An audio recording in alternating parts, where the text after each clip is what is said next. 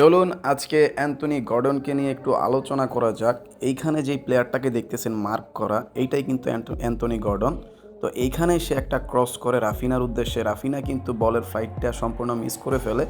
এটা যদি সে কাজে লাগাতে পারতো, এটা ইমিডিয়েটলি একটা গোল হয়ে যেত। রাফিনা খুব ভালো একজন ফিনিশার, এতে কোনো সন্দেহ নাই। তবে তার এই পজিশন থেকে আরেকটু ক্লিনিক্যাল হওয়া উচিত ছিল।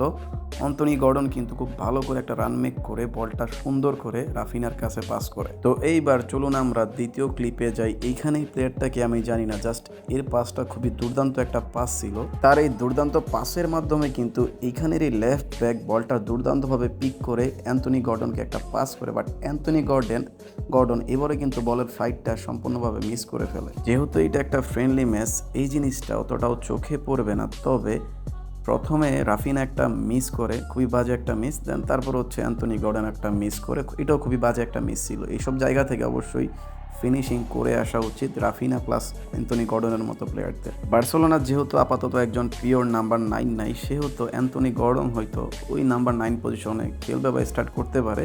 মানে আমি সঠিক জানি না, তবে এইটা হতে পারে যদি বার্সেলোনা শেষ পর্যন্ত কোনো নাম্বার 9 সাইন না করে বা হুলিয়ান আলভারেজকে সাইন না করে। তবে আমরা আশা করব বার্সেলোনা খুব দ্রুত আলভারেজকে সাইন করিয়ে নেবে। আলভারেজ আসতে যাচ্ছে, বাট এটিএম খুবই বাজে বাজে একটা ক্লাব। আমি জাস্ট এদেরকে আমি সহ্য করতে পারতেছি না। এরা এমন কেন ভাই?